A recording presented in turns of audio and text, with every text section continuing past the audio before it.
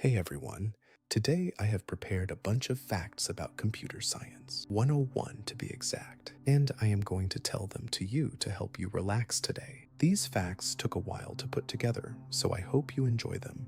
Let's start at the very beginning with Fact 1. Fact 1. The word computer did not always mean a machine. For most of history, a computer was a person, a human being whose job title, written on their employment contract, was simply computer. They sat at desks with pencils and paper and printed number tables. They added, they subtracted, they checked each other's work for errors. Armies of them worked in government offices, insurance companies, and scientific laboratories. The machines we now call computers were named after these people, not the other way around. The entire history of computer science begins not with electricity or silicon or code. It begins with people sitting quietly at desks doing arithmetic by hand. That is where we start. Fact 2. And that leads us to Fact 2.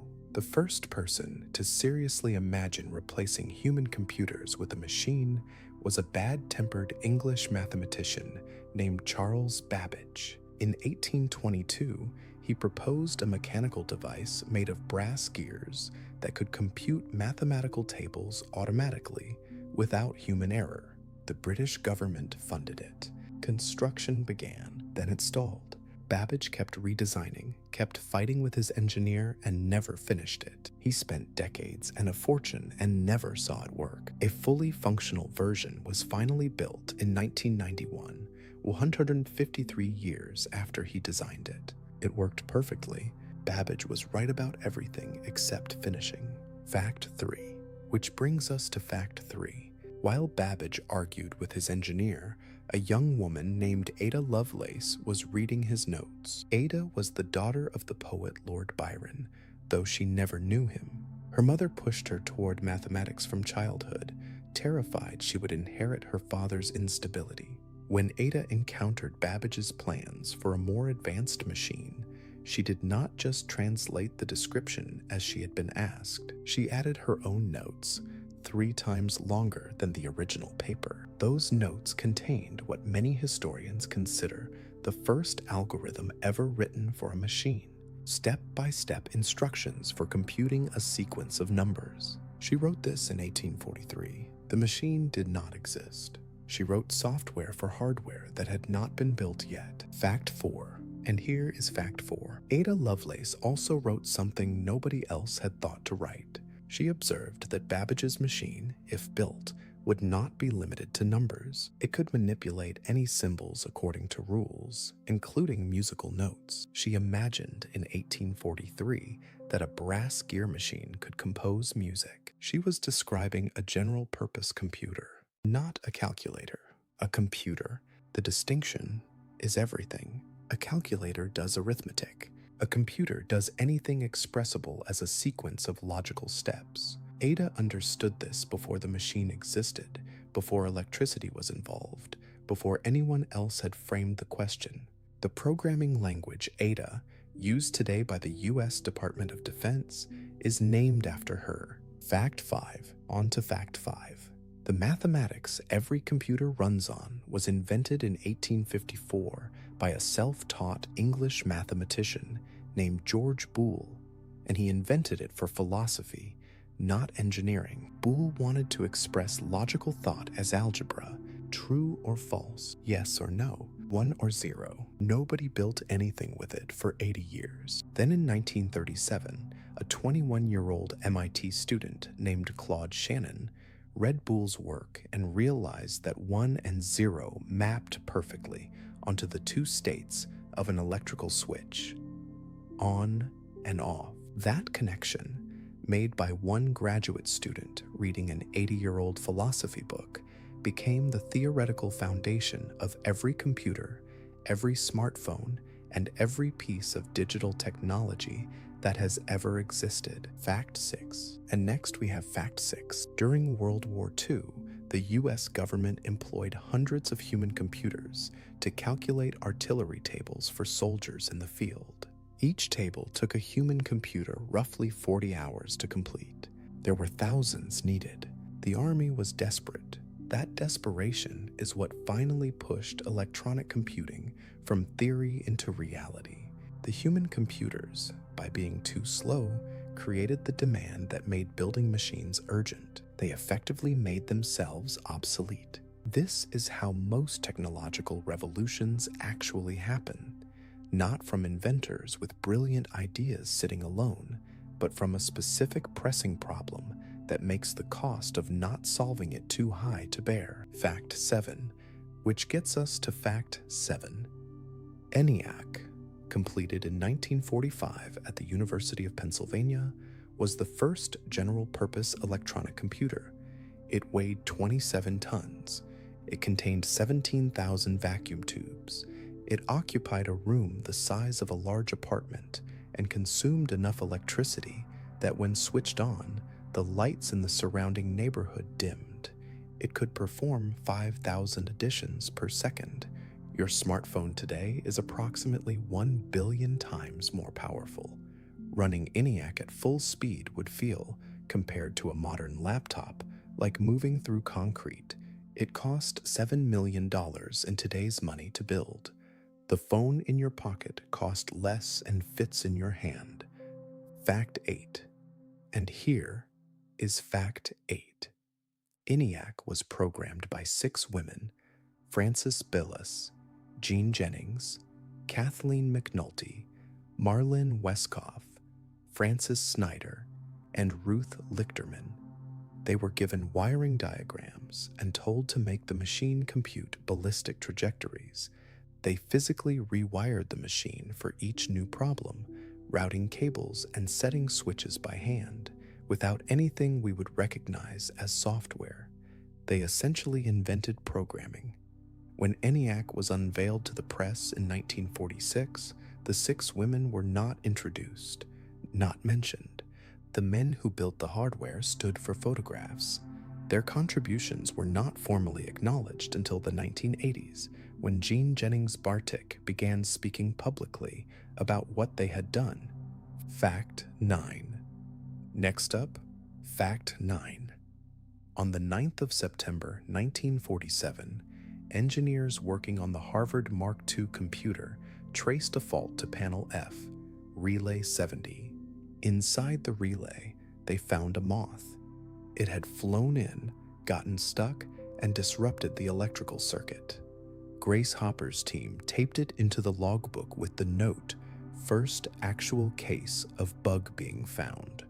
The word bug had already been used informally to mean a technical problem, but this entry, with its actual insect, made the metaphor permanent. That moth is still in the logbook. The logbook is at the Smithsonian National Museum of American History. The bug is still there. You can go see it. Fact 10, and that gets us to Fact 10. Grace Hopper also built the first compiler, a program that translates human-readable instructions into machine code. Before compilers, programming meant writing in ones and zeros directly. Hopper believed computers could be made to understand something closer to plain English. Her colleagues told her this was impossible. Computers, they said, could only do arithmetic, not understand words. She built it anyway in 1952. It worked. She later helped develop COBOL, one of the first programming languages designed to read like English. COBOL is still running today. It processes roughly $3 trillion in commerce every day and handles an estimated 95% of ATM transactions worldwide. The language her colleagues said was impossible is still handling your bank withdrawals. Fact 11. Moving on to Fact 11. Alan Turing is called the father of computer science, and the title is fair. In 1936, 9 years before ENIAC, Turing published a paper describing a theoretical machine that could perform any computation expressible as logical steps. He was not describing hardware. He was defining what computation itself means. He was 23. During World War II, he led the team at Bletchley Park that cracked the Nazi Enigma code. an achievement historians estimate shortened the war by 2 to 4 years. After the war, the British government prosecuted him for homosexuality, which was then a crime. He was subjected to chemical castration as a condition of avoiding prison. He died in 1954 at 41. In 2013, the Crown issued a posthumous pardon. Fact 12.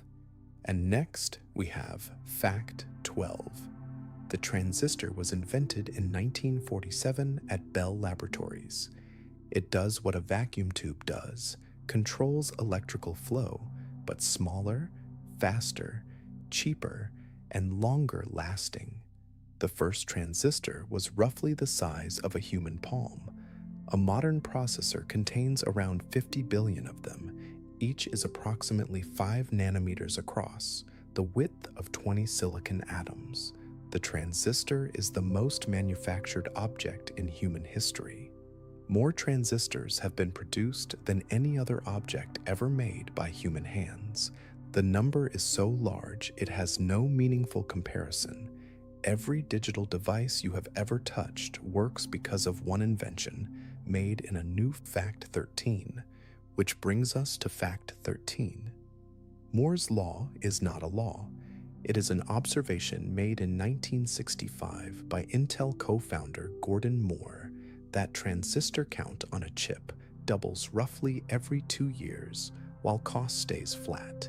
It was a business forecast, not a scientific principle, but engineers, knowing the prediction existed, designed roadmaps around it, which helped make it self-fulfilling. The consequences of 60 years of doubling are staggering. A smartphone today has more computing power than all of NASA had during the moon landings. The computer that cost $1 million in 1970 has its equivalent today, costing less than $1. Moore's Law is slowing now. The atoms are getting in the way, but the 60 years it held reshaped human civilization. Fact 14. On to Fact 14. IBM's first hard drive, released in 1956, stored 5 megabytes. One average smartphone photo today is 3 to 5 megabytes. The IBM 350 could store roughly 1 photo. It weighed over a ton, stood as tall as a refrigerator, and companies rented it. They did not buy it, for around $3,000 a month. Shipping required a pressurized aircraft container. Today, a 1 terabyte drive the size of a postage stamp costs $15. That is 200,000 times the storage for a fraction of the price in something you can lose between sofa cushions. No technology in human history has improved its price-to-performance ratio faster than storage. Fact 15. And here is Fact 15. ARPANET, the ancestor of the Internet, sent its first message on October 29, 1969, between UCLA and Stanford. The message was supposed to be the word login. The system crashed after the second letter. The first message ever transmitted over what would become the Internet was low. The researcher on the phone to Stanford reported the crash, and they laughed. They tried again an hour later, and it worked. That stumbling, crashing, 2-letter beginning is, in retrospect, a perfectly appropriate start for a network that now connects 5 billion people and carries more data every day than a human being could read in millions of years. It started with a crash. Most important things do. Fact 16. Next up, Fact 16. The first email was sent in 1971 by programmer Ray Tomlinson. He wanted users on different ARPANET machines to send messages to each other. He chose the @per symbol to separate username from machine name, partly because it appeared on the keyboard and was not used in anyone's name. He sent a test message to himself from one machine to another sitting right next to it. He could not remember later what he wrote. He thought it was probably QWERTY. That forgettable test message is the ancestor of every email, every direct message, and every notification you have ever received. The Agrar symbol was nearly extinct before 1971. Tomlinson chose it because nothing else was using it. Now it is one of the most recognized characters on Earth. Fact 17. And that leads us to fact 17. The first commercially sold personal computer was the Altair 8800, released in January 1975. It had no keyboard, no screen, no software. You programmed it by flipping switches on the front panel. Output was a row of blinking lights. It came as a kit you assembled yourself for $395, and it sold out immediately. The Altair had no practical use most people could identify. It could not write letters or manage money or play games in any real sense. People bought it because it was a computer and they could have one. That desire to own a computer before anyone knew what owning one was for launched the entire personal computing industry. Fact 18, which takes us to fact 18. Two young men read about the Altair in a magazine and called the manufacturer, claiming they had written software for it. They had written nothing. They had never seen an Altair. They were buying time. The company was interested. Bill Gates, 19, and Paul Allen, 20, spent the following weeks frantically writing a version of BASIC for a machine they had never touched, borrowing computer time at Harvard to test it. Allen flew to Albuquerque to demonstrate it. It worked on the first attempt. That bluff, made from a dormitory, was the founding moment of Microsoft, the company that would go on to put a personal computer on nearly every desk in the world. Fact 19. Moving on to fact 19. The computer mouse was invented in 1964 by Douglas Engelbart, 17 years before most people would ever use one. The first prototype was a small wooden box with two metal wheels and a single button. The cord coming out the back reminded Engelbart of a tail, so he called it a mouse. He demonstrated it publicly in 1968 alongside video conferencing, collaborative document editing, and hyperlinks, all in a single 90-minute presentation. Every interaction model you use on a computer today was demonstrated by one man in San Francisco in 1968. Engelbart received a patent for the mouse in 1970. It expired before the mouse became commercially widespread. He received no royalties. Fact 20. And finally, fact 20. In 1984, Apple aired a television advertisement for the Macintosh exactly once. During the Super Bowl, it cost $1.5 million, was directed by Ridley Scott, and showed a woman throwing a hammer through a screen. Apple's board hated it and voted to sell their advertising slots. The agency secretly kept one. The ad ran once, won nearly every advertising award that year, and is still listed among the greatest commercials ever made. The Macintosh it advertised introduced the graphical desktop, folders, the trash can, and mouse-driven computing to mainstream consumers. The way you interact with computers today was shaped by an advertisement that almost never aired. Fact 21. And that brings us to fact 21. Everything inside a computer, every image, every song, every word, every video, every instruction the machine has ever followed is ultimately just ones and zeros. Binary, two values. That is the entire vocabulary of every computer ever built. The reason is physical, not mathematical. A transistor has two reliable states, on and off, conducting or not conducting. Two states means two values, and two values, it turns out, is enough to represent anything.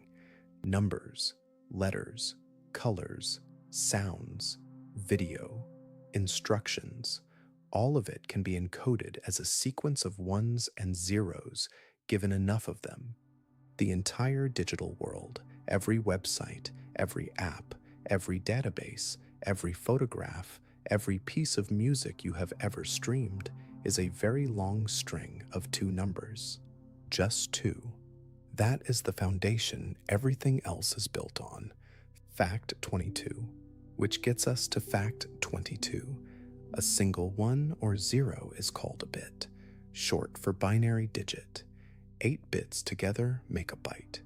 The reason it is 8 and not 10 or 16 or some other tidy number is largely historical accident.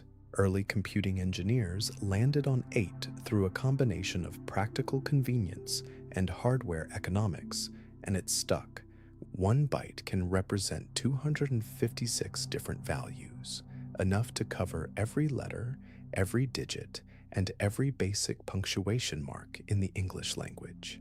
A kilobyte is roughly 1,000 bytes, a megabyte roughly 1 million, a gigabyte roughly 1 billion, a terabyte roughly 1 trillion. Every file size you have ever seen on a computer, every number followed by KB or MB or GB, is just a count of how many groups of 8 ones and zeros are needed to store that thing. Fact 23. And here is Fact 23. In 1963, a committee of engineers solved a problem that sounds almost embarrassingly simple. How do you tell a computer which number stands for which letter? The result was ASCII, the American Standard Code for Information Interchange. In ASCII, the capital letter A is the number 65, B is 66, C is 67. The lowercase a is 97. The space between words is 32. Every text message, every email, every document, every line of code written in the following decades was built on this table of 128 assignments made by a committee in 1963. When you type a letter on a keyboard, your computer does not store the letter. It stores a number. It has always been storing numbers. The letters are a display layer painted over arithmetic. Fact 24. Next up, Fact 24. ASCII only covered English. It had no room for accented characters, no Arabic, no Chinese, no Hindi, no Japanese, no emoji, no ancient scripts, no symbols from languages that had been spoken for thousands of years before English existed. Every country that computerized in the following decades invented its own encoding system, and they were all incompatible with each other. A document written in one encoding looked like meaningless symbols in another. This was a genuine crisis for global communication. Unicode was created to fix it. It now assigns a unique number to every character in every writing system ever documented. 149,813 characters at last count, covering 161 scripts, including Linear B, Egyptian hieroglyphics, and every emoji that has ever been standardized. The pile of poo emoji is character number 128169. It is in the same document as ancient Sumerian cuneiform. This is the world we built. Fact 25. And that leads us to Fact 25. The CPU, the central processing unit, is described as the brain of a computer, which is a useful metaphor and also almost entirely wrong. The brain learns, adapts, forms memories, and operates in massively parallel, poorly understood ways. The CPU does one thing in a strict sequence, over and over. It fetches an instruction from memory. It decodes what that instruction means. It executes it. Then it fetches the next one. That is the entire job. Fetch, decode, execute, repeat. A modern CPU does this roughly 3 to 5 billion times per second. The extraordinary capability of computers does not come from the CPU doing anything complicated. It comes from doing something very simple, an incomprehensible number of times, very fast. Speed and repetition, not cleverness, is what makes a computer powerful. Fact 26, which brings us to Fact 26. RAM, Random Access Memory, is the memory your computer uses while it is actually working. It holds the programs you are running, the documents you have open, the browser tabs you have loaded. It is fast enough for the CPU to access almost instantly. It is also completely temporary. The moment power is cut, RAM forgets everything it was holding. This has been true since RAM was invented in 1968. Every file you have ever lost because your computer crashed before you saved, that was RAM. The data existed, fully formed, in the machine's working memory, and then the power flickered, and it was gone as completely as if it had never existed. RAM does not degrade slowly. It does not partially survive. It forgets everything instantly the moment the electricity stops. Fact 27. And next, we have Fact 27. The difference between RAM and storage, the hard drive or SSD, is the difference between your desk and your filing cabinet. Your desk holds what you are actively working on right now. Your filing cabinet holds everything you want to keep for later. RAM is your desk. Storage is your filing cabinet. When you open a file, you are taking it from the filing cabinet and putting it on the desk. When you save, you are putting it back. The desk is much faster to work from than the filing cabinet, but it is smaller and forgets everything when you go home. This distinction, fast temporary memory versus slow permanent storage, runs through every computing device ever made, from the earliest computers to the phone in your pocket. Fact 28. On to Fact 28. Between the CPU and RAM sits another layer of memory called cache, and it is faster than RAM the way a racing car is faster than a bicycle. A modern CPU actually has 3 levels of cache: L1, L2, and L3. L1 cache is the smallest and fastest. It sits directly on the CPU chip itself and can be accessed in less than a nanosecond. If RAM were the speed of a car driving down a highway, L1 cache would be the speed of light. The reason this matters is that the CPU runs so fast that even RAM cannot keep up with it. Without cache, the CPU would spend most of its time waiting for data to arrive from RAM, the way a chef might spend most of the day waiting for ingredients to be delivered rather than actually cooking. Fact 29. And here is Fact 29. The operating system is the software layer that sits between the hardware and everything else. Every app you have ever used, every game, every browser, every document editor, does not talk directly to the hardware. It talks to the operating system, which talks to the hardware on its behalf. The operating system manages memory, handles input from keyboards and mice and touchscreens, controls what gets displayed on screen, manages files, and decides which programs get CPU time and when. It is the translator, the traffic controller, and the landlord of the computer all at once. Without an operating system, running a program would require the programmer to write instructions for every specific piece of hardware the program might ever encounter. The operating system abstracts all of that complexity away so that programmers can write software without thinking about hardware. Fact 30. Next up, Fact 30. The first version of Unix, one of the most influential operating systems ever written, the ancestor of Linux and Mac OS and Android, was created in the summer of 1969 by Ken Thompson at Bell Laboratories. He wrote it in 3 weeks while his wife and son were on vacation. The motivation was partly practical and partly personal. Bell Labs had withdrawn from a large operating system project called Multics, and Thompson missed having a good environment to work in. He also wanted to port a video game called Space Travel to a spare PDP-7 computer sitting unused in the corner. To play his game, he needed an operating system. So he wrote one. The operating system running the majority of the world's servers, the software that underlies most of the internet's infrastructure, was built so that one programmer could play a video game. Fact 31.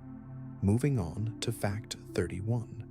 Linux, the operating system that now powers most of the internet, most of the world's supercomputers, and most Android smartphones, was started in 1991 by a 21-year-old Finnish university student named Linus Torvalds as a personal hobby project. He announced it on an internet forum with a message that called it just a hobby and said it won't be big and professional like other systems. It now runs on everything from the International Space Station to the New York Stock Exchange. Torvalds wrote the first version because he wanted a Unix-like system for his new PC and could not afford the commercial options. He released the source code publicly so others could use and improve it. That decision, to give it away, turned a student hobby project into the backbone of the modern internet. Fact 32, which takes us to Fact 32. Linus Torvalds also created Git, the version control system that the vast majority of the world's software is built and maintained on today. He created it in 2005 in about 2 weeks. The reason was frustration. The Linux kernel project had been using a version control tool called BitKeeper, which was free for open source projects. When BitKeeper revoked that free access, Torvalds looked at every alternative available and decided none of them were good enough. So he built his own. Git allows developers to track every change ever made to a codebase, work on the same files simultaneously without overwriting each other's work, and roll back to any previous state instantly. The same person who built the operating system running most of the internet also built the tool most developers use to manage the code that runs on it. Fact 33. And that brings us to Fact 33. The code you write is not what the computer runs. When a programmer writes code in a language like Python or Java or C++, the computer cannot understand it directly. A program called a compiler reads the human-written code and translates it into machine code, the binary instructions the CPU can actually execute. The gap between what a programmer writes and what the machine runs is enormous. A single line of readable code might become dozens or hundreds of machine instructions. The compiler makes choices about how to translate, and those choices affect how fast the resulting program runs. Compilers are themselves programs written in code that translate other code. There is something quietly strange about that. A program whose entire job is to read programs and turn them into different programs. Fact 34. And here is Fact 34. The first compiler was built by Grace Hopper in 1952. Her colleagues at the time told her, with confidence, that a computer could not write programs. Programs had to be written by humans in machine code. A computer, they said, could only do arithmetic. It could not understand the symbolic logic of a programming language. Hopper disagreed. She spent months building a program she called A0 that could translate mathematical notation into machine code. It worked. When she demonstrated it, the response from some colleagues was not enthusiasm, but suspicion. They assumed she had cheated somehow, that the computer had not really done what she claimed. She had to demonstrate it repeatedly before people accepted it. The compiler is now the tool that makes all modern software possible. Grace Hopper built the first one while her colleagues told her it could not be done. Fact 35. On to Fact 35. There are over 700 programming languages. Most of them were invented by a single person who was annoyed at another programming language. The frustrations are usually specific and technical. This language is too slow. That one is too verbose. This other one makes certain types of errors too easy. The result is a landscape of languages, each optimized for slightly different trade-offs. Some are fast but difficult to write safely. Some are easy to read but slow to run. Some are designed for specific domains: statistical computing, web development, systems programming, scientific modeling. No single language is best for everything. The argument about which programming language is best is one of the oldest and most reliably unresolvable arguments in the field, and it has been going continuously since there were enough languages to argue about. Fact 36. Next up, Fact 36. Python, now one of the most widely used programming languages in the world, was named after Monty Python, the British comedy group, not the snake. Guido van Rossum, who created Python in 1989, was reading Monty Python's Flying Circus scripts while working on the language and wanted a name that was short, unique, and slightly irreverent. He succeeded on all three counts. Python was designed with one unusually specific principle, that there should be one obvious way to do any given thing. Most languages give programmers multiple equivalent approaches. Python tried to have a preferred way for each task, which makes code written by different people more consistent and readable. That readability made it the default teaching language for programming in universities around the world, which is a large part of why it is now everywhere. Fact 37. And that gets us to Fact 37. The word algorithm, the term for any step-by-step procedure for solving a problem, predates computers by over 1,000 years. It comes from the name of a 9th century Persian mathematician named Muhammad ibn Musa al-Khwarizmi, who wrote a book describing systematic methods for solving equations. When his book was translated into Latin, his name was Latinized as algorithmi. The procedures he described became known as algorithms. He also wrote a book whose title contained the Arabic word al-jabr, which became the word algebra. The same man gave us both the word algorithm and the conceptual root of the word algebra. Every time a programmer writes an algorithm, they are invoking the name of a mathematician who lived and worked in Baghdad 1,200 years ago. Fact 38. Which brings us to Fact 38. Sorting a list of items is one of the most studied problems in the entire history of computer science. There are dozens of well-known algorithms for it: bubble sort, merge sort, quick sort, heap sort, insertion sort, radix sort, each with different performance characteristics depending on the size and initial order of the list. None is best in all situations. Quicksort is fast on average, but can be catastrophically slow on certain inputs. Merge sort is reliably consistent, but uses more memory. Bubble sort is easy to understand and nearly useless in practice. Computer scientists have proved that no comparison-based sorting algorithm can be faster than a certain theoretical minimum. We have reached that limit. The problem of sorting a list is, in a precise mathematical sense, as solved as it can ever be. Fact 39. And next we have Fact 39. Binary search is one of the most elegant ideas in computer science, and it is simple enough to explain in one sentence. To find an item in a sorted list, look at the middle item. If your target is smaller, ignore the upper half. If larger, ignore the lower half. Repeat with the remaining half. Each step eliminates half the remaining possibilities. In a list of 1 billion items, binary search finds any item in at most 30 steps. 30. 1 billion items, 30 comparisons. If you search through that same list one item at a time, in the worst case, you would need 1 billion comparisons. The difference between 30 and 1 billion, achieved simply by keeping the list sorted and always checking the middle first, is a reasonable summary of why algorithm design matters. Fact 40. On to Fact 40. Recursion is a technique where a function solves a problem by calling itself with a simpler version of the same problem. It sounds circular because it is, in a sense. A recursive function calls itself, which calls itself, which calls itself. But each call works on a smaller piece of the problem, and there is a stopping condition that ends the chain. Recursion is how computers naturally handle problems that have a self-similar structure.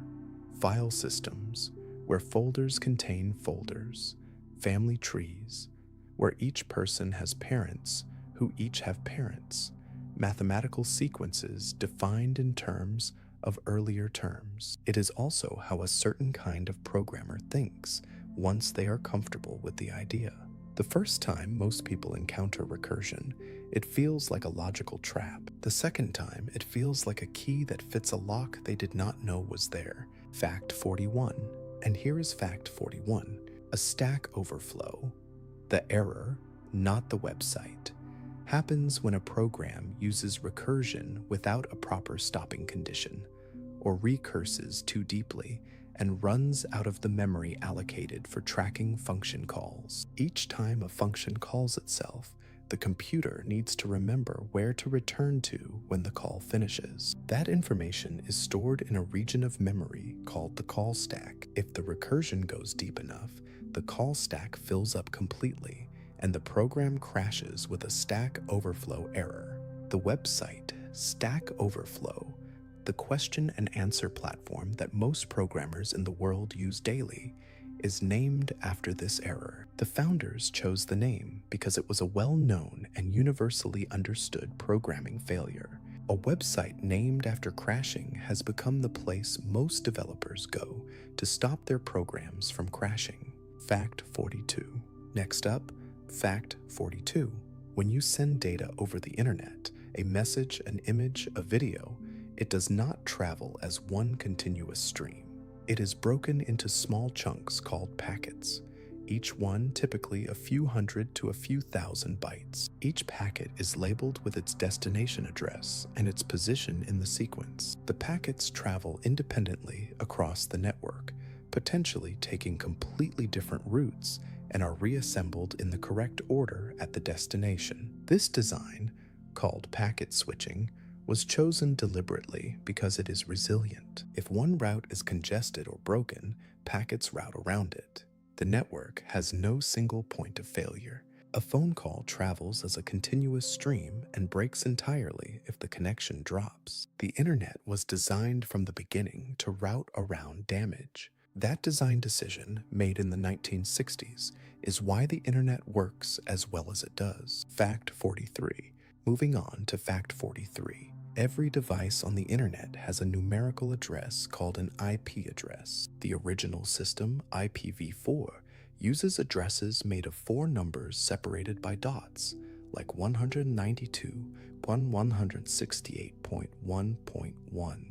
IPv4 can support approximately 4.3 billion unique addresses. In 1981, when the system was designed, 4 billion addresses seemed like an almost infinite supply. The world population was 4.5 billion. The idea that individual people would each have multiple connected devices was not seriously considered. IPv4 addresses ran out in 2011. The replacement, IPv6, uses a longer format and supports approximately 340 undecillion addresses. That is 340 followed by 36 zeros. There are enough IPv6 addresses to assign billions of addresses to every atom on the surface of the Earth. The engineers who designed IPv6 were not taking chances. Fact 44. And that leads us to fact 44. When you type a web address like google.com into a browser, your computer does not know where that is. It only understands numerical IP addresses. The domain name system, DNS, is the infrastructure that translates human-readable domain names into IP addresses. Your computer sends a query to a DNS server asking what IP address corresponds to google.com. The DNS server responds with the number. Your computer connects to that number. This lookup happens in milliseconds, invisibly, every time you visit a website. DNS is sometimes described as the phone book of the internet. You look up a name and get the number you actually need to dial. It is one of the least visible and most critical pieces of infrastructure on the internet. If DNS stopped working, the web would effectively disappear, even though all the servers would still be running. Fact 45. And finally, for this section, fact 45. The padlock icon in your browser's address bar represents something mathematically precise. HTTPS encrypts the data traveling between your device and the server using a system where 2 different keys are involved, one public, one private. Data encrypted with the public key can only be decrypted with the private key, which never leaves the server. This means anyone intercepting your data in transit sees only scrambled noise, even though the public key used to scramble it is, by design, publicly known. The mathematics behind this, specifically the extreme difficulty of factoring very large numbers, is what makes it secure. Your bank login, your private messages, your medical information. The protection on all of it rests on the fact that multiplying two large prime numbers together is easy, but working backwards from the result to find the originals is, with current computers, effectively impossible. Fact 46. And that brings us to fact 46. In the 1960s and 1970s, programmers storing dates in computer systems made a decision that seemed completely reasonable at the time. To save memory, which was expensive, they stored the year as 2 digits instead of 4. 1967 became 67. 1984 became 84. Memory was so costly that shaving 2 digits off every date record made a meaningful difference. The problem, which nobody seriously addressed for decades, was that when the year 2000 arrived, those 2-digit years would roll over from 99 to Z0, and computers would interpret the year 2000 as 1900. Banking systems, power grids, air traffic control, hospital records, all of them ran on software with this flaw baked in. Governments and companies spent an estimated $300 to $600 billion in the late 1990s auditing and repairing affected systems. The fix worked. The lights stayed on. Most people remember Y2K as a panic over nothing. It was not nothing. It was an enormous engineering effort that succeeded quietly, the way the best engineering always does. Fact 47, which gets us to fact 47. On September 23rd, 1999, NASA's Mars Climate Orbiter, a spacecraft that had traveled 650 million kilometers over 9 months, approached Mars and was never heard from again. The investigation found the cause within weeks. One engineering team at Lockheed Martin had been sending thruster data to the navigation team in imperial units, pound force seconds. The navigation team's software expected metric units, Newton seconds. Nobody had checked that both teams were speaking the same language. The discrepancy was small enough on any given day to go unnoticed, but it accumulated over 9 months of flight. By the time the orbiter reached Mars, it was off course by enough to enter the atmosphere at the wrong angle. A $327 million spacecraft burned up because of a unit conversion error that a single line of checking code could have caught. The spacecraft was designed to study Martian weather. It never saw Mars. Fact 48. And here is fact 48. Between 1985 and 1987, a radiation therapy machine called the Therac-25 delivered fatal overdoses of radiation to at least 6 patients. 3 of them died. The machine was computer-controlled, and the software had a flaw called a race condition, a bug that only appeared when the operator typed fast enough that 2 processes in the software ran simultaneously in a way the programmer had not anticipated. When that happened, a safety interlock was bypassed. The machine delivered a dose of radiation roughly 100 times higher than intended, directly into the patient. Investigators found that the software had been written without independent safety verification. Engineers had assumed the software was correct because it had worked correctly before. The Therac-25 case is now taught in every serious software engineering curriculum as the foundational example of why software in safety-critical systems must be verified independently, tested for failure conditions, and never trusted simply because it worked yesterday. Fact 49. Next up, fact 49. On August 14th, 2003, 55 million people in the northeastern United States and Canada lost electrical power in what became the largest blackout in North American history. The outage cascaded across 8 US states and the Canadian province of Ontario. The root cause was a software bug. An alarm system at a power company in Ohio failed silently. It stopped working but gave no indication that it had stopped working. Operators sat at their consoles unaware that alarms were not reaching them. When transmission lines began overloading and tripping offline, the operators had no warning. By the time the problem became visible, the cascade was already unstoppable. The software failure did not cause the blackout directly. It caused the blindness that made the blackout unavoidable. A correctly functioning alarm system would have given operators time to intervene. 55 million people lost power for up to 2 days because an alarm system failed without telling anyone it had failed. Fact 50. And that leads us to Fact 50.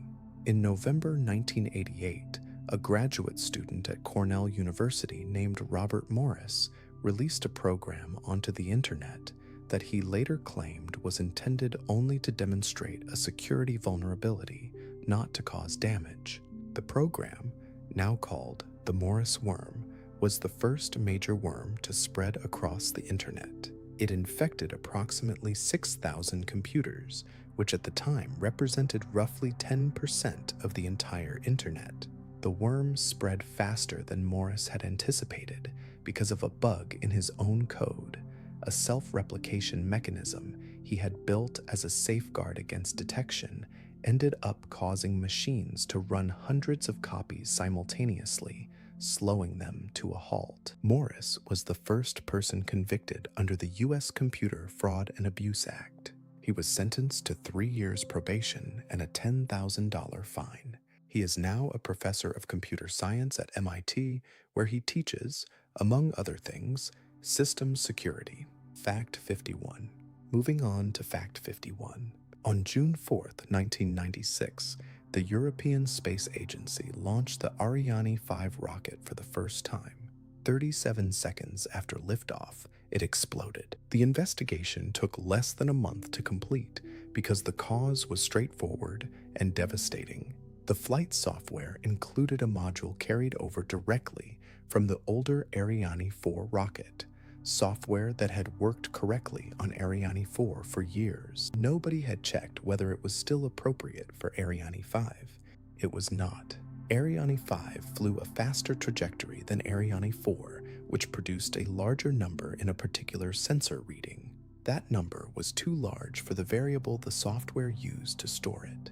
The variable overflowed. The guidance system interpreted the overflow as an error, shut itself down, and handed control to the backup system, which ran the same software and failed the same way. The rocket, receiving no guidance, corrected itself so aggressively it tore itself apart. A decade of development and $500 million were lost because a variable was not large enough. Fact 52.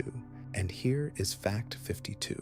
In April 2014, a security researcher discovered a vulnerability in OpenSSL, a piece of software so widely used that it secured an estimated 17% of all encrypted websites on the internet. The vulnerability, named Heartbleed, had existed undetected in the code for over 2 years. During that time, anyone who knew about it could silently read protected memory from affected servers, including private encryption keys, usernames, and passwords. The name came from a feature called the heartbeat, which is a small regular signal a server sends to check that the connection is still alive. The flaw was in how that signal was handled. Heartbleed was described by some security researchers as the worst vulnerability ever found in production internet infrastructure. The code containing the bug had been reviewed. It had been included in major software distributions. It had been trusted implicitly by hundreds of millions of users. Nobody had noticed.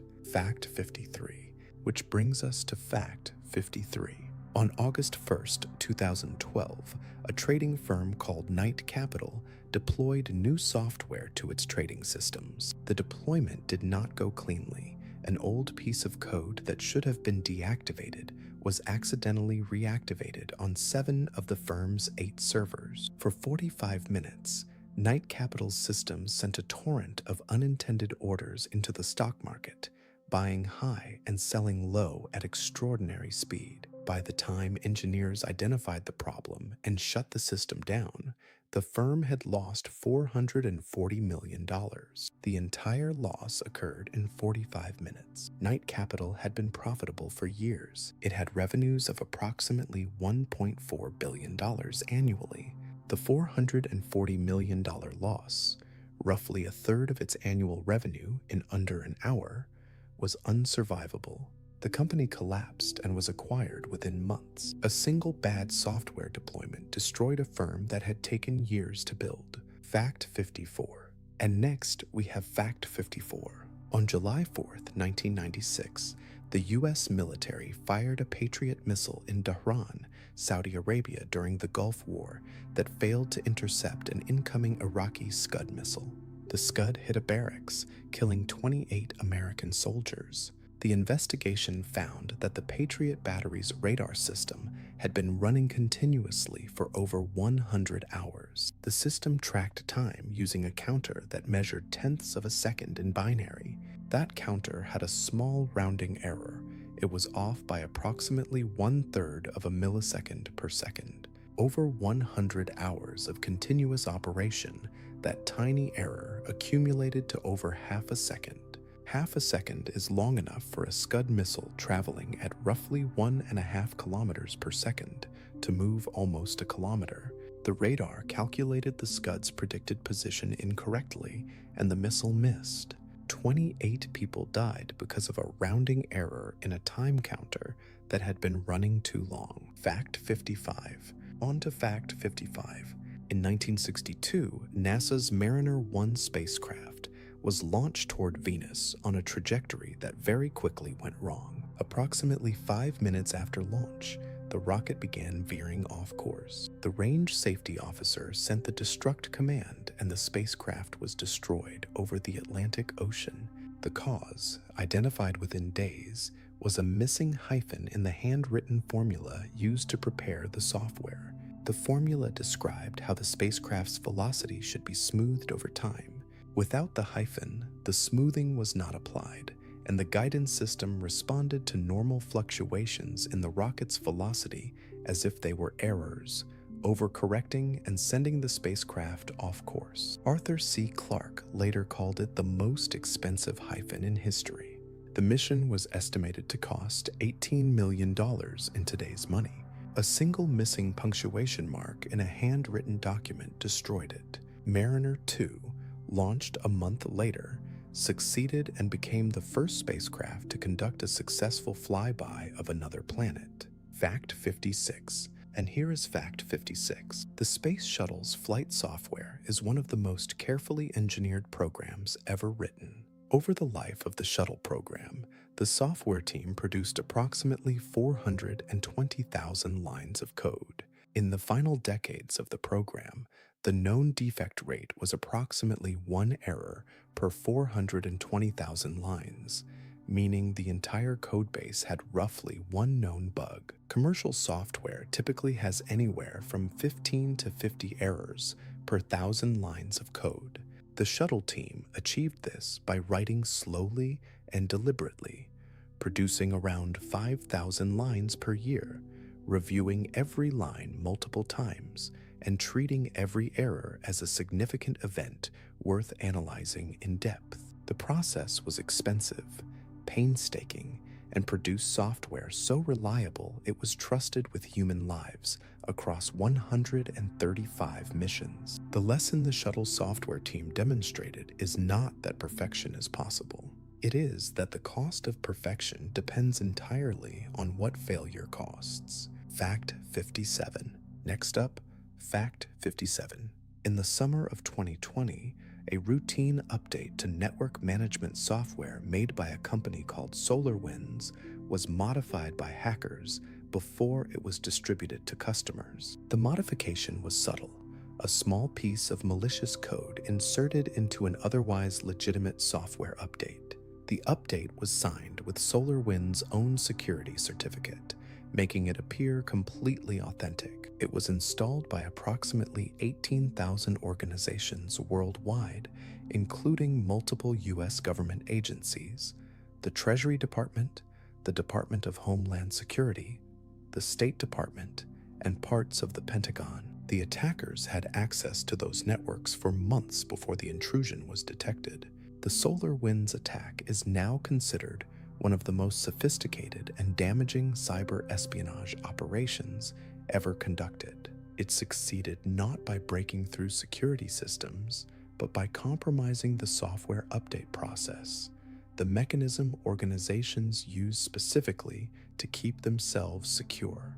The supply chain itself became the vulnerability. Fact 58. Moving on to Fact 58. In April 2017, a software update to British Airways systems caused what the company described as a power supply issue that led to the cancellation of hundreds of flights and affected approximately 75,000 passengers over a bank holiday weekend.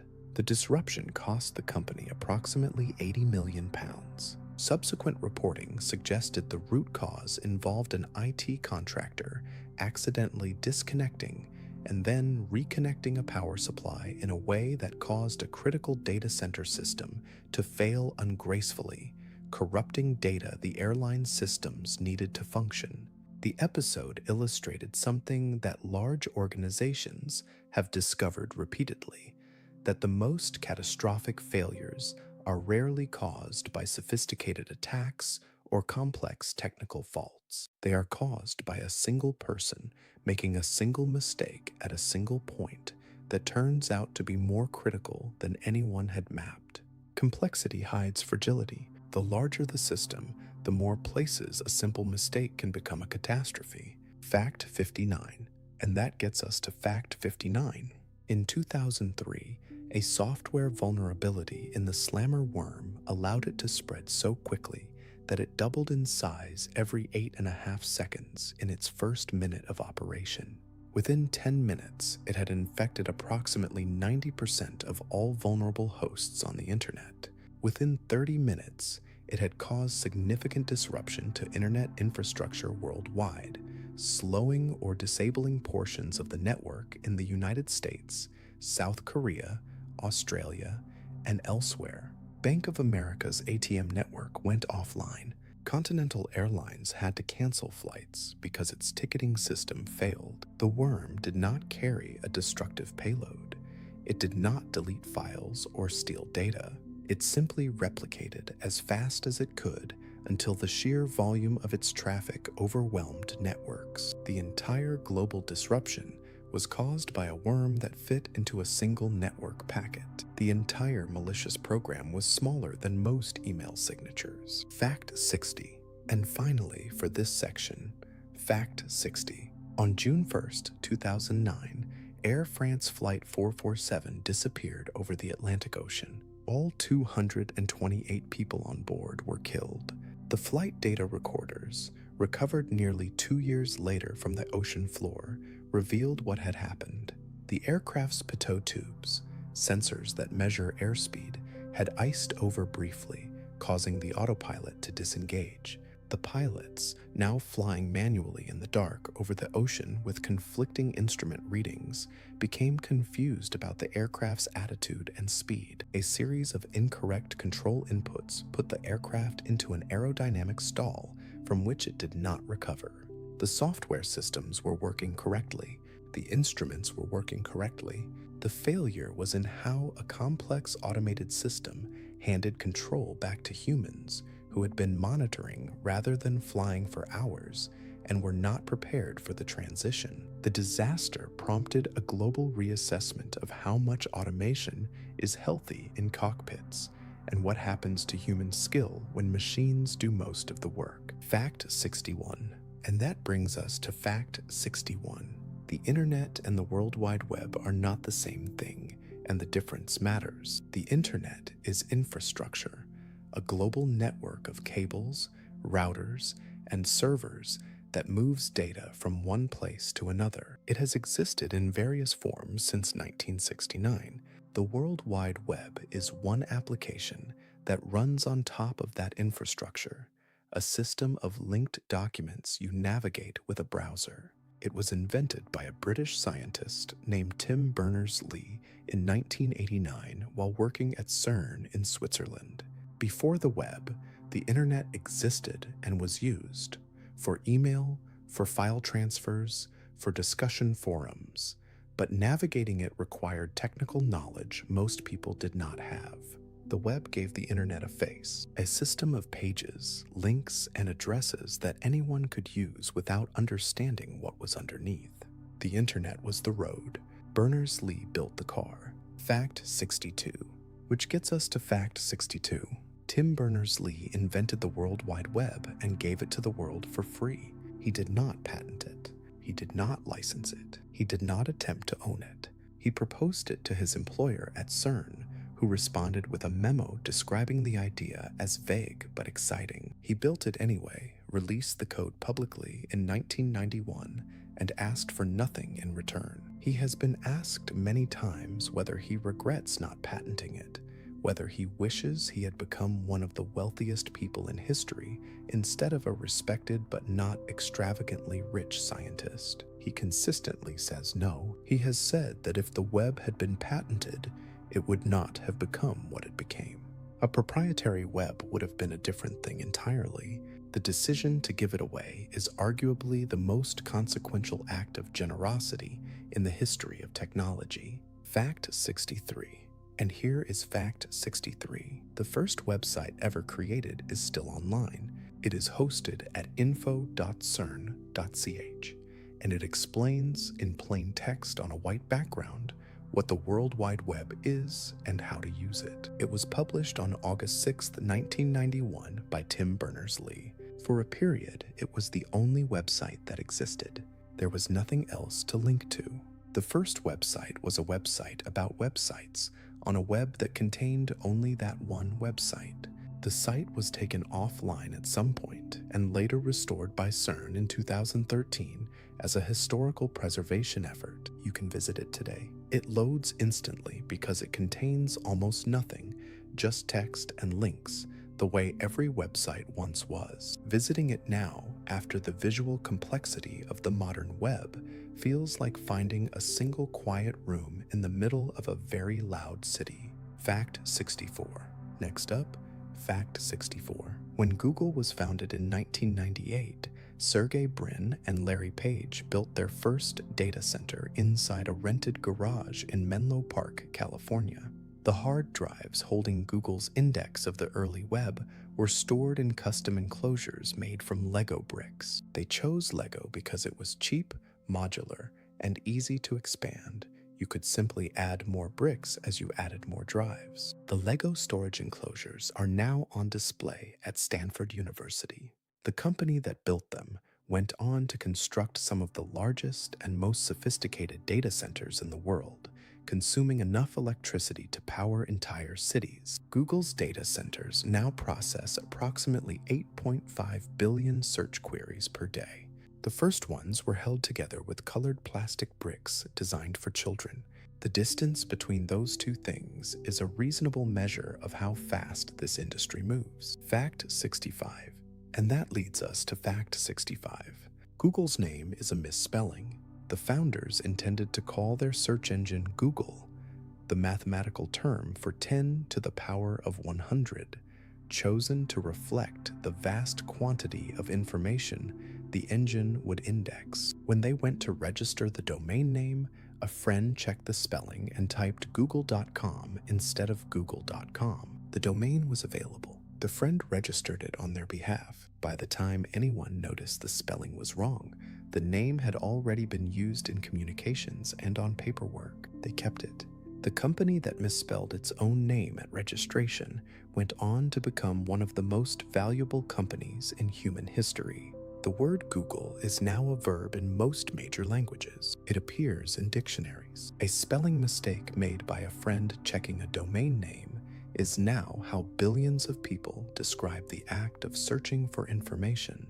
Fact 66. And here is Fact 66. The average web page today is significantly larger in file size than it was a decade ago. In 2024, the average web page weighs approximately 2 to 3 megabytes when all its resources, images, scripts, style sheets, fonts, tracking code, are counted. To put that in perspective, the entire source code of the original Doom, released in 1993 and one of the most technically ambitious games of its era, was approximately 2.3 megabytes. A modern web page asking you to accept cookies before showing you a recipe for pasta requires more data than a game that ran on a 486 processor and defined an entire genre of interactive entertainment. The growth is driven partly by richer media and partly by the accumulation of advertising scripts,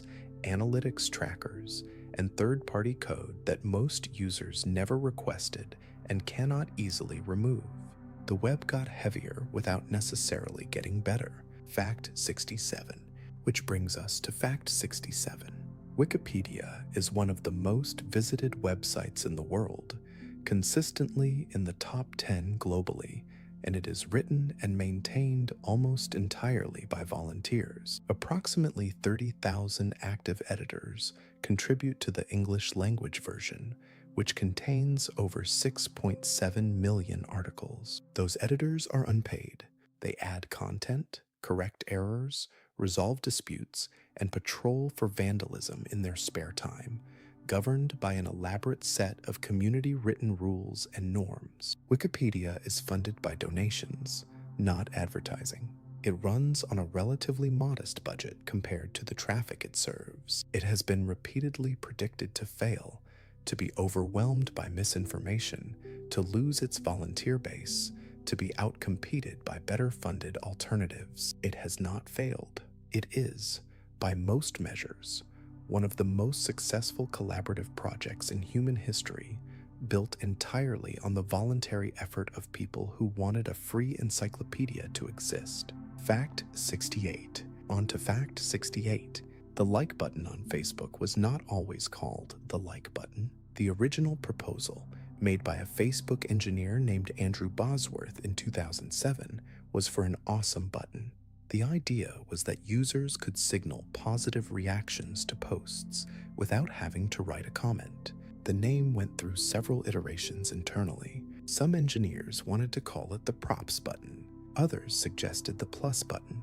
Mark Zuckerberg reportedly preferred like because it was simple, universal, and required no explanation in any language. The like button launched in 2009. Within years, it had fundamentally changed how people sought validation online, how content was distributed, and how publishers understood their audiences. It has been implicated in studies on social media's effects on mental health, particularly among adolescents. A button that started as the awesome button and was renamed because like was simpler has arguably shaped online behavior more than almost any other single design decision in the history of the web. Fact 69. And next, we have Fact 69.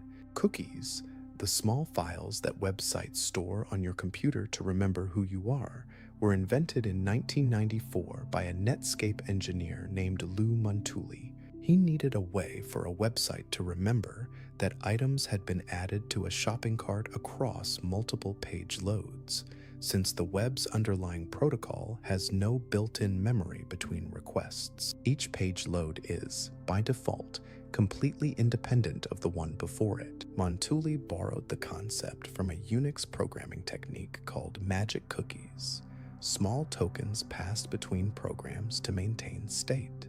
The name magic cookies itself came from fortune cookies, the idea of a small token containing hidden information. A concept borrowed from fortune cookies via Unix programming became the mechanism by which every website you visit remembers your preferences, keeps you logged in, and tracks your behavior across the internet. The cookie is 30 years old and remains one of the fundamental building blocks of the web. Fact 70. Moving on to Fact 70. The average person unlocks their smartphone approximately 96 times per day. That figure comes from data collected by phone manufacturers and app developers who track this metric continuously. 96 unlocks means roughly once every 10 minutes during waking hours. For heavy users, the number is considerably higher. This was not a behavior that existed before smartphones. There was nothing to unlock, nothing that demanded checking with that frequency. The metric itself is a product of the technology. Smartphones did not simply give people access to information more conveniently. They created a new behavior pattern: continuous partial attention, the habit of briefly checking a device many times per hour, that did not exist before the devices existed. Understanding the effect of that behavior pattern on attention, memory, and social interaction is still an active area of research. The data is being collected. The conclusions are still being written. Fact 71. And here is Fact 71. The software running most of the world's digital infrastructure was written by volunteers and given away for free. Linux runs the majority of the world's servers. Apache runs a large portion of the world's web servers. Android, powering most of the world's smartphones, is built on Linux. The Chrome browser is built on Chromium, an open-source project. Most of the programming languages, databases, and development tools that power modern software are open source. The economic value of this freely given software is essentially incalculable. A 2024 study estimated that if companies had to rebuild the open source software they rely on from scratch, it would cost approximately $8.8 trillion. That software was written largely by people who were not paid for it, released under licenses that allow anyone to use it for any purpose, and maintained by communities that exist because people chose to participate. Fact 72. Next up, Fact 72. When you watch a video on YouTube, you are not receiving one continuous file. The video is broken into thousands of small segments, each a few seconds long, encoded at multiple quality levels. Your device requests segments one at a time, selecting the quality level based on your current internet speed. If your connection slows, the player switches to a lower quality segment. If it speeds up, it switches back. This system, called adaptive bitrate streaming, is why YouTube videos rarely buffer the way they did in the early days of online video, when a file was downloaded from beginning to end, and anything that interrupted the download caused the dreaded spinning wheel. The engineering behind a video that simply plays when you press play, adjusting invisibly to network conditions, is considerably more complex than what most people imagine when they think of watching something online. Fact 73. And that leads us to Fact 73. Netflix's recommendation algorithm is responsible for approximately 80% of the content watched on the platform. Users find most of what they watch not by searching for it, but by seeing it suggested. The algorithm considers viewing history, time of day, device type, how long a user paused or rewound specific scenes, and the behavior of other users with similar patterns. Netflix has estimated that its recommendation system saves the company approximately $1 billion per year in customer retention, the assumption being that users who cannot find something to watch are more likely to cancel their subscriptions. The thumbnails shown for the same film also vary by user. Netflix shows different images to different people based on which image their viewing history suggests they are most likely to click. The same movie has a different face depending on who is looking at it. Fact 74. Moving on to Fact 74. Every photograph taken on a modern smartphone contains information that is invisible in the image itself. Embedded in the file is metadata, data about the data, that typically includes the date and time the photo was taken, the make and model of the device, camera settings like aperture and shutter speed, and in most cases the precise GPS coordinates of where the photo was taken. This metadata travels with the image file when it is shared, unless it is deliberately stripped out. Photographs posted publicly online have been used to determine the locations of people who did not intend to reveal them. Journalists, activists, soldiers, and ordinary people who did not know their images were carrying a map to where they had been. Most social media platforms now strip location metadata automatically when images are uploaded. Most messaging apps do not. Fact 75. And finally, for this section, Fact 75. The dark web is not a separate internet, and it is not primarily a marketplace for illegal activity. Though illegal activity does occur there, it is a part of the normal internet that requires specific software, most commonly the Tor browser, to access. Tor works by routing your traffic through a series of volunteer-operated servers around the world, encrypting it at each step so that no single server knows both where the traffic came from and where it is going. The dark web is used by journalists communicating with sources in authoritarian countries, by political dissidents, by whistleblowers, by people in countries where large portions of the internet are censored, and by ordinary people who value privacy. The illegal markets that receive most of the media attention represent a fraction of dark web activity. The technology itself was originally developed by the United States Naval Research Laboratory to protect government communications. Fact 76. And that brings us to Fact 76. There is no cloud. The phrase cloud computing suggests something ethereal and weightless, data floating somewhere above, available whenever needed, belonging to no particular physical place. The reality is considerably more concrete.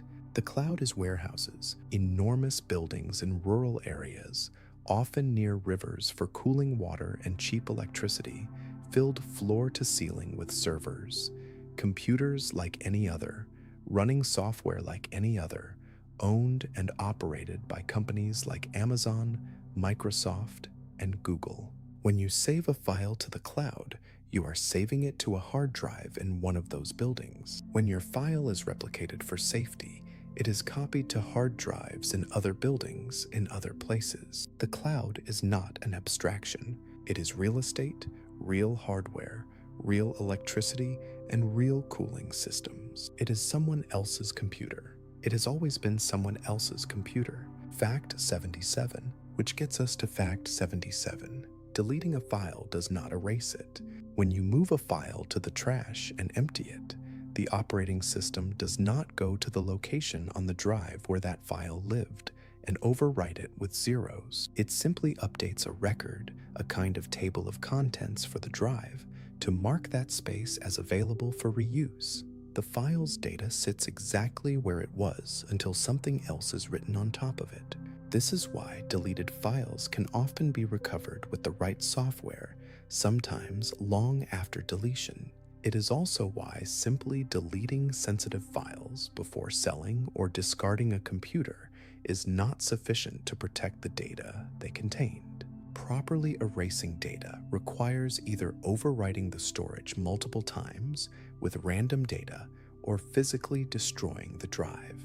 The delete key is not an eraser. It is closer to removing a book from the library catalog while leaving the book on the shelf. Fact 78. And here is Fact 78. There are things no computer can ever do.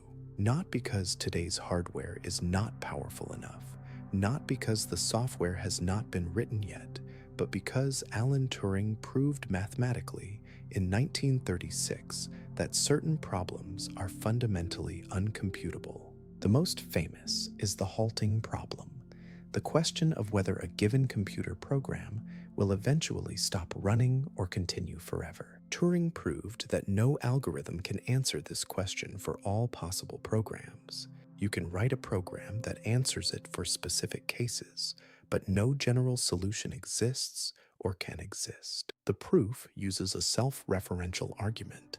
If you had a machine that could solve the halting problem, you could use it to construct a program that contradicts itself. The impossibility is not a limitation of current technology. It is a mathematical boundary on what computation means. There are questions you cannot answer by computing harder or faster. Some questions are simply outside what computation can reach. Fact 79. Next up, Fact 79. P versus NP is the most important unsolved problem in computer science and one of the most important in all of mathematics. P is the class of problems a computer can solve efficiently. NP is the class of problems whose solutions a computer can verify efficiently once it has one. The question is whether those two classes are actually the same, whether being able to check a solution quickly means you can also find one quickly. Most computer scientists believe the answer is no, that P does not equal NP, that finding is genuinely harder than checking. But nobody has proved it. If someone proved P equals NP tomorrow, most internet encryption would break immediately because the hard problems that encryption relies on would turn out to be solvable efficiently. The Clay Mathematics Institute has offered $1 million for a solution. The problem has been open since 1971. Nobody has collected. Fact 80. And that leads us to Fact 80. Quantum computers are not faster computers. This is one of the most widespread misconceptions about the technology. A quantum computer does not run the same programs as a classical computer, but more quickly. It operates on fundamentally different principles, using quantum mechanical phenomena like superposition and entanglement to process information in ways a classical computer cannot. For most everyday tasks, browsing the web, editing documents, playing games, running spreadsheets, a quantum computer is either no better than a classical one or actively worse. Quantum computers excel at a specific and narrow set of problem types, particularly problems involving searching large spaces or factoring large numbers. For those specific problems, they can be exponentially faster. For everything else, the laptop on your desk outperforms them. Quantum computing is not a replacement for classical computing. It is a specialized tool for problems that classical computers handle poorly. Fact 81. Moving on to Fact 81. The most common password in the world is 1123456. It has held that position in annual analyses of leaked password databases for over a decade. The second most common is password. The third is 123461889. Security researchers have been publishing these findings and urging people to choose better passwords for years. The rankings barely change. The persistence of 1123456 at the top of the list is not a result of people being unaware that weak passwords are dangerous. It is a result of people rationally minimizing the effort spent on systems they do not particularly value, accepting the risk, and moving on. Password security advice that assumes people will follow best practices for every account they have ever created has consistently failed because it asks more from human behavior than human behavior reliably delivers. The most secure password policy is one that makes strong passwords easy, not one that makes weak passwords shameful. Fact 82. And here is Fact 82. Every time you solve a CAPTCHA, those puzzles that ask you to identify traffic lights, bicycles, crosswalks, or fire hydrants in a grid of photographs, you are very likely contributing to the training of an artificial intelligence system. CAPTCHAs were originally designed to distinguish human users from automated bots by presenting tasks that computers found difficult and humans found easy. Image recognition was one of those tasks. As companies collected millions of human-labeled responses, they used that data to train machine learning models. Those models eventually became good enough at image recognition that CAPTCHAs had to become harder. The humans solving harder CAPTCHAs are now generating training data for more sophisticated models. The cycle continues. Users trying to prove they are not robots are teaching the robots to be better at the things that were supposed to prove they were not robots. It is one of the more quietly ironic arrangements in the history of computing. Fact 83. Which brings us to fact 83. Autocorrect does not know what words mean. It does not understand language. It has no model of grammar, no concept of context in the way a human reader has context, and no idea what you are trying to say. It predicts the next character or word based on statistical patterns learned from large amounts of text, patterns that correlate certain sequences of letters with certain outcomes. It is, at its core, a probability engine. The same basic principle underlies the large language models that power modern AI assistants, though at vastly greater scale and sophistication. When autocorrect changes a word you intended, it is not misunderstanding you. It cannot understand you. It is producing the statistically most likely continuation of what you have typed so far, based on patterns in its training data. The experience of being corrected by something that does not know it is wrong is a reasonable introduction to how most current AI systems actually work. Fact 84. On to fact 84. The first computer virus was not created by a criminal.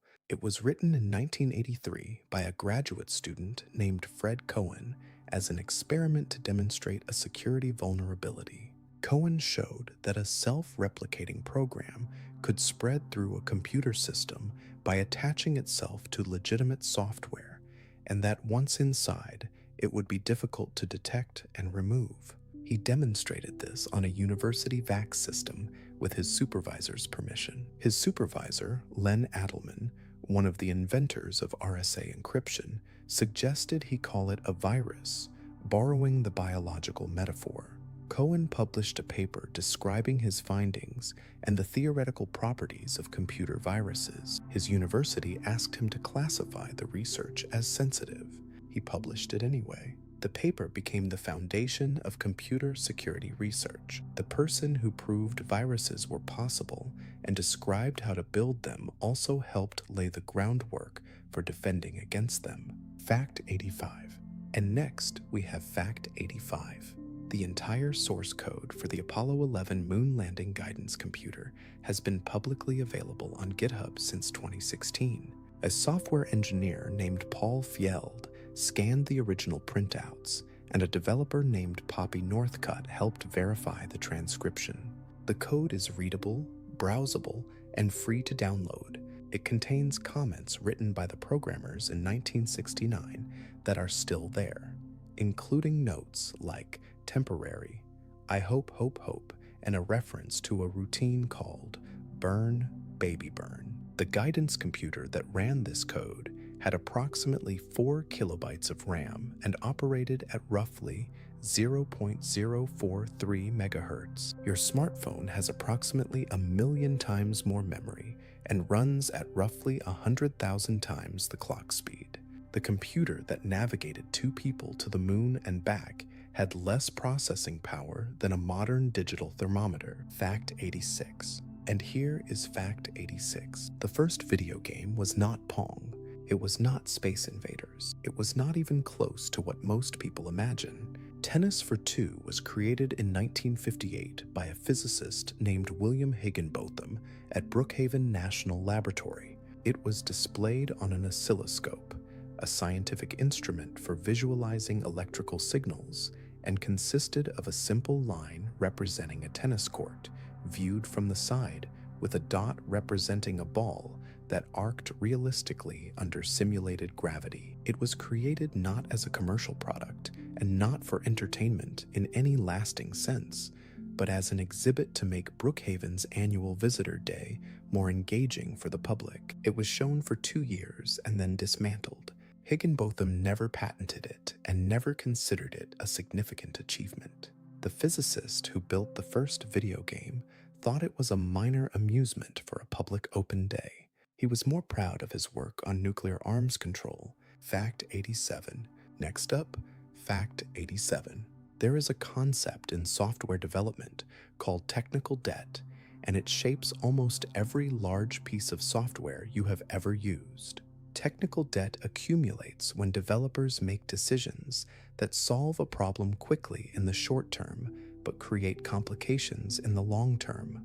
A workaround instead of a proper fix, a shortcut instead of a sound architecture, a patch instead of a redesign. Like financial debt, it accrues interest. The longer it is left unaddressed, the more effort future changes require. Most large software systems carry significant technical debt accumulated over years or decades of development under time pressure. Some systems become so indebted that adding new features requires navigating layers of accumulated workarounds that nobody fully understands anymore.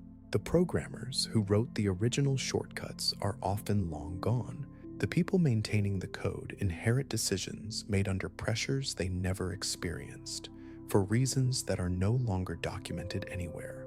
Fact 88. Moving on to Fact 88. The average software developer spends significantly more time reading code than writing it. Estimates from studies of developer behavior suggest the ratio is roughly 10 to 1, 10 minutes of reading for every 1 minute of writing. Most code that a developer works on was not written by them.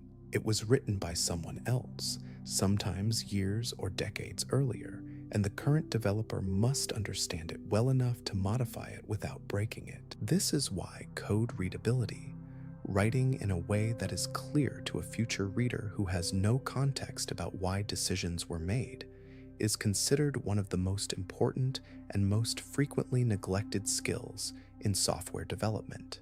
The person you are writing code for is not the computer. The computer will run anything syntactically correct. The person you are writing code for is the developer who will read it at 2 in the morning, 6 months from now, trying to find a bug. That person is often yourself. Fact 89. And finally, for this section, Fact 89.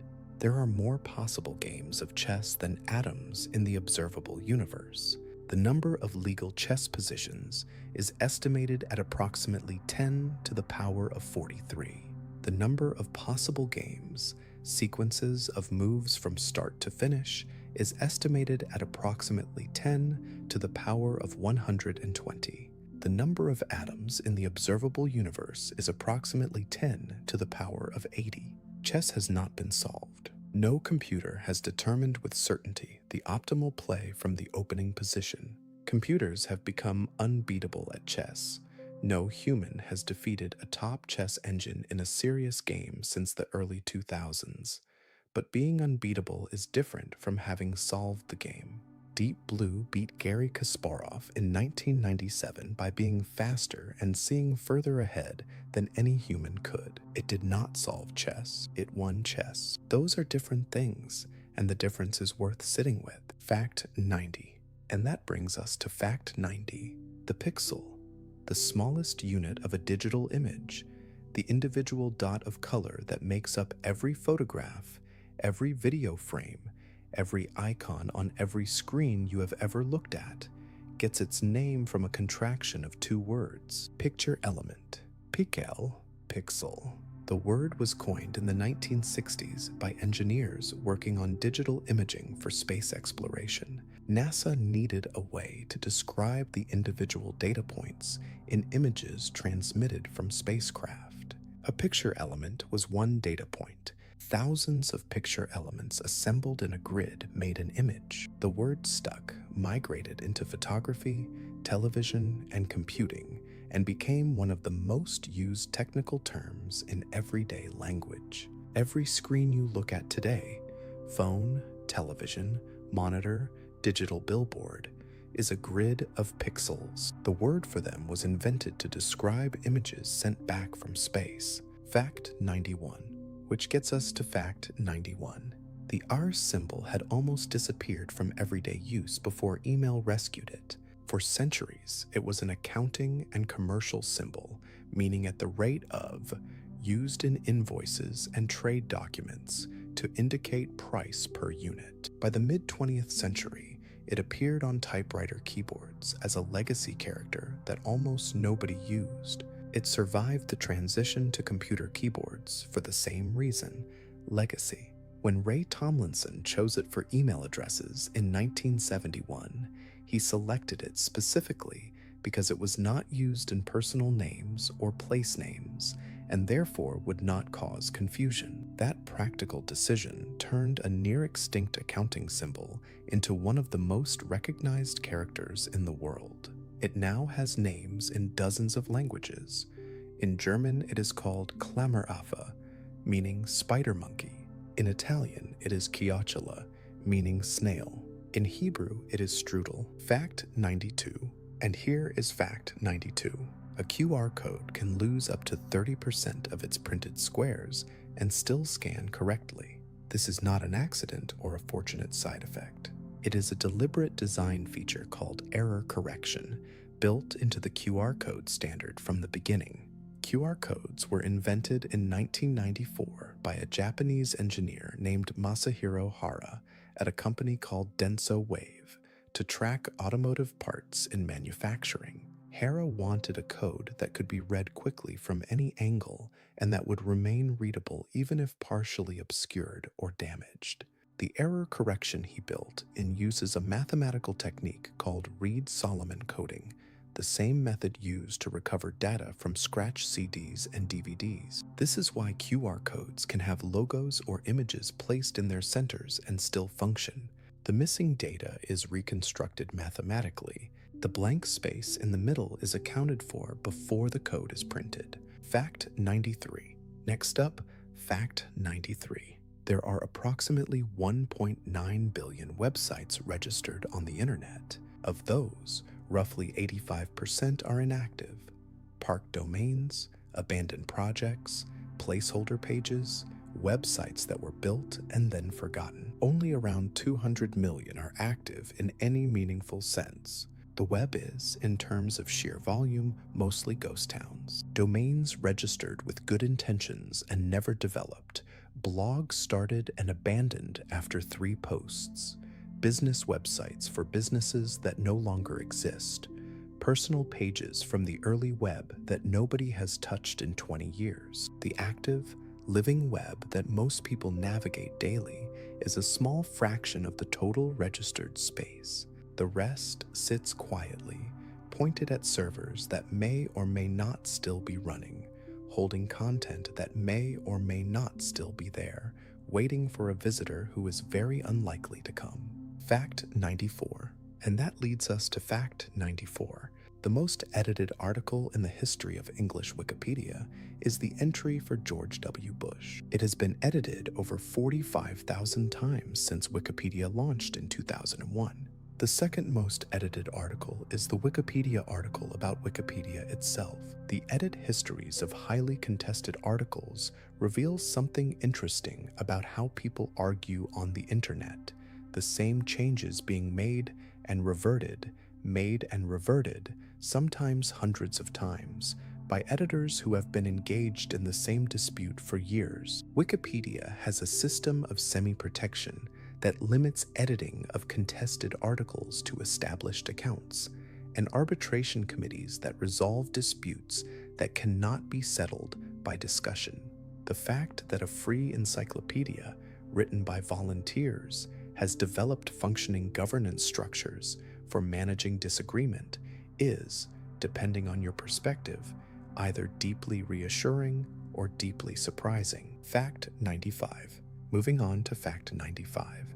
The entire text of English Wikipedia, all 6.7 million articles, representing the sum of volunteer editorial effort over more than 2 decades, would fit in a compressed file of approximately 21 gigabytes. A modern video game routinely requires 60 to 100 gigabytes of storage. The collected knowledge of English Wikipedia, the largest encyclopedia ever assembled, takes up less space than a single video game. The comparison is not entirely fair. Wikipedia is text and images, while games contain high-resolution textures, audio files, and video, but the numbers are still worth sitting with. The thing that took millions of person-hours to write and contains information on nearly every subject ever documented by human beings fits comfortably on a storage device you could lose in a coat pocket. Fact 96. And here is fact 96, the longest variable name ever recorded in production code. Code that was actually running in a real system, not written as a joke or a demonstration, was 520 characters long. A variable name is the label a programmer assigns to a piece of stored data. Most style guides recommend keeping them short and descriptive.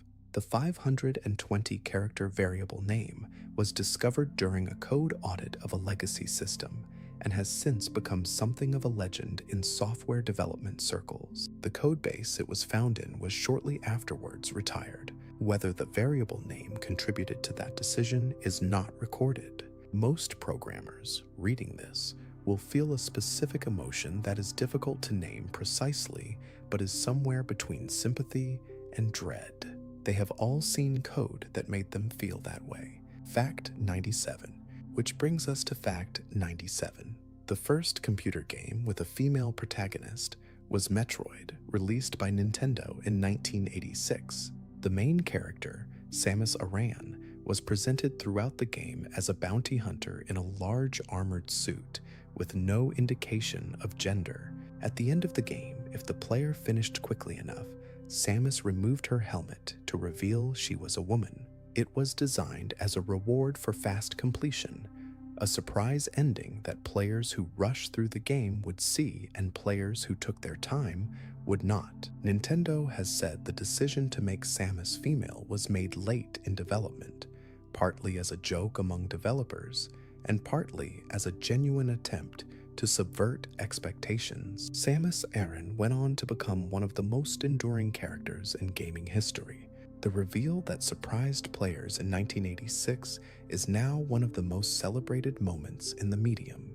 Fact 98. On to fact 98. The word robot comes from a 1920 Czech play called RUR, Rossum's Universal Robots, written by Karel Čapek. The Czech word robota means forced labor or drudgery. In the play, artificial beings are created to perform work that humans find tedious. They eventually revolt.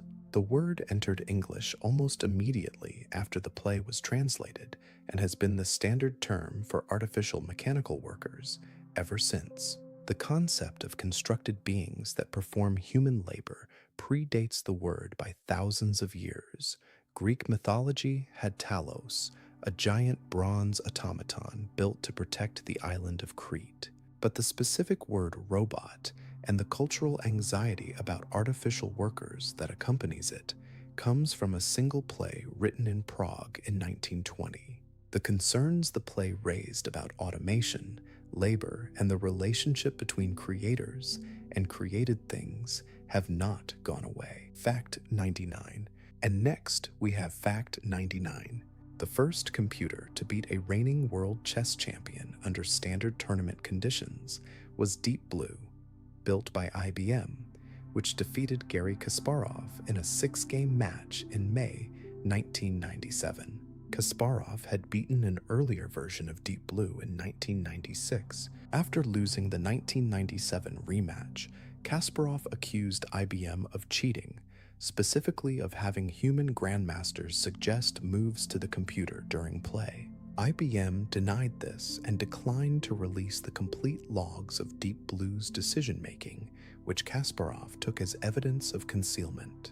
IBM retired Deep Blue immediately after the match without allowing a rematch. The logs have never been fully released. Whether Kasparov's suspicion had any basis has never been definitively settled. The moment a machine beat the best human chess player in the world was followed, almost immediately, by a dispute about whether the machine had really done it alone. Fact 100. And that brings us to fact 100. The future of computer science is not a settled place. It is an open question with several answers being written simultaneously by people who do not yet know if their answer is correct. Quantum computing is moving from laboratory curiosity to practical engineering, not quickly and not smoothly, but moving. The problems it may eventually solve in drug discovery, in materials science, in cryptography, are problems that classical computers cannot reach in any practical time frame. Artificial intelligence is producing systems that can write, reason, generate images, translate languages, and assist with scientific research in ways that were not possible 5 years ago and were not seriously predicted 10 years ago. Nobody is entirely sure where that trajectory leads. The people building these systems are not sure. The people studying them are not sure. The history of computer science is full of moments where the next development was obvious in retrospect and invisible in advance. The transistor was not obviously coming. The internet was not obviously coming. The smartphone was not obviously coming. Each one, when it arrived, reorganized the world around it in ways nobody had fully mapped beforehand. Whatever comes next will probably do the same. There are people working right now on problems that do not have names yet, building tools for applications that have not been imagined, writing code that will run on hardware that does not exist. The field that started with brass gears and punch cards and rooms full of people doing arithmetic by hand is still, after everything, a field defined by what it has not yet done. The next fact in the list has not been written. That is not a gap. That is an invitation. Fact 101. And finally, fact 101. We started this with a person, not a machine, not a circuit, not a line of code. A person sitting at a desk with a pencil and a sheet of paper doing arithmetic by hand, whose job title was simply computer. That is where this entire story begins. Not with electricity, not with silicon, not with ones and zeros, with a human being doing careful, patient, repetitive work, because careful, patient, repetitive work was what the problem required, and there was no other way to do it yet. Everything that came after, the brass gears Babbage designed and never finished, the algorithm Ada wrote for a machine that did not exist, the philosophy George Boole invented that Claude Shannon turned into circuitry, the compiler Grace Hopper built, while her colleagues told her it was impossible, the theoretical machine Alan Turing described 9 years before anyone built a real one, the moth taped into the logbook, the wooden mouse with a cord like a tail, the 2-letter message that crashed and then worked, the misspelled domain name that became a verb in every language, the Lego bricks holding the hard drives in a rented garage, the 6 women rewiring ENIAC by hand while the men stood for photographs. All of it is a single, continuous line of thought. One idea, extended and refined and argued over and rebuilt, passed from person to person across more than a century. The idea that careful, patient, repetitive work could be described precisely enough to be handed to something other than a human mind, that the steps could be written down, that the writing could be read, that the reading could become action. That was the whole project. It still is. Somewhere right now, someone is writing instructions for a machine to follow. The instructions are more sophisticated than anything Grace Hopper imagined. The machine is more powerful than anything Alan Turing described. But the act is the same act. A person thinking carefully, writing down the steps, trusting that something will follow them. It began with a human being called a computer. It is still, in every way that matters, about what human beings can think of to ask.